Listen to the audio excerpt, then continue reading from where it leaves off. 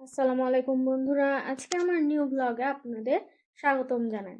তো এখন আমি রাত 10টার সময় বানাবো আমাদের ফেভারিট ফালুদার রেসিপি।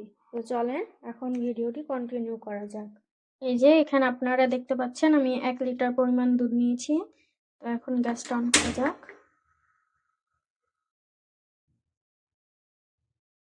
এখন আমি দুধটিকে ভালো করে জাল করে নেব। দুধটি যখন হালকা গরম হয়ে যাবে তারপর আমি সাবুদানা ভিজিয়ে রেখেছি ওইগুলোও দিয়ে দিব। দুধটি কত ঘন তাই না? এই যে দেখতে পাচ্ছেন এখানে আমি একটা ছোট্ট হাঁড়িতে 2 কাপ পরিমাণে পানি নিয়ে নিয়েছি জেলি তৈরি করার জন্য। পানিটি একটু গরম হয়ে গেলেই দিয়ে দেব আগার আগার পাউডার।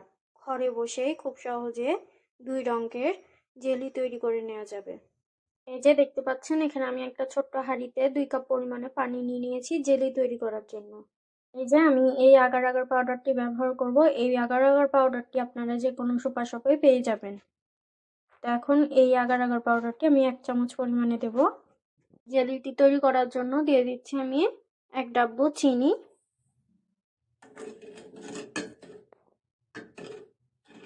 দিয়ে দিচ্ছি 1 চামচ পরিমাণে আগার আগার পাউডার।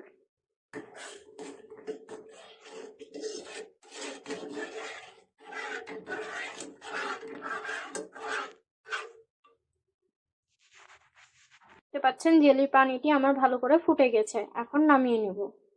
এখন পরিমাণ মতন একটি থালিতে ঢেলে নেব।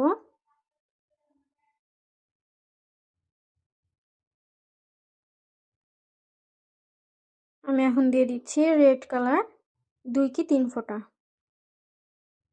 ভালো করে মিশিয়ে নিচ্ছি।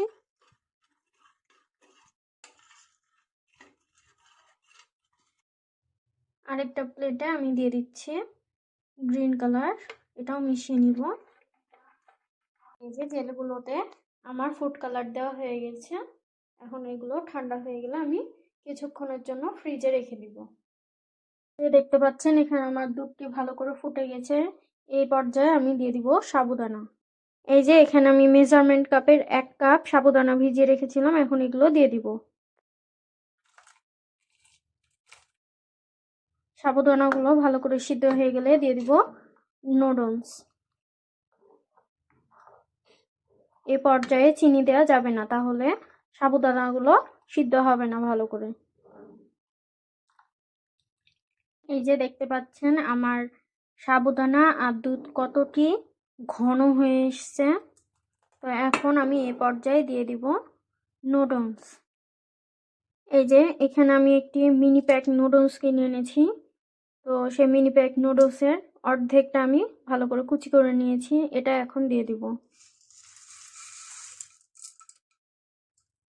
এটার সঙ্গে এখন ভালো করে মিশিয়ে নিচ্ছে। দেখতে পাচ্ছেন এখানে আমার নুডলস, সাবুদানা সবকিছু ভালো করে সিদ্ধ হয়ে গেছে আর দুধটাও অনেকটাই ঘন হয়ে গেছে। তো এই পর্যায়ে আমি দিয়ে দিব স্বাদ মতন চিনি। এখানে আমি দিয়ে দিচ্ছি চিনি, বেশি চিনি দিব না। তো বন্ধুরা, ফালুদার মধ্যে আমি স্বাদ মতন চিনি দিয়ে কিছুক্ষণ নাড়াচাড়া করে গ্যাসটি বন্ধ করে দিয়েছি।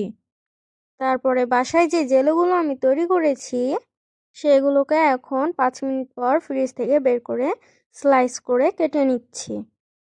আর আরেক সাইডে আপেল আর কয়েকটা আঙ্গুরও কেটে নিয়েছি।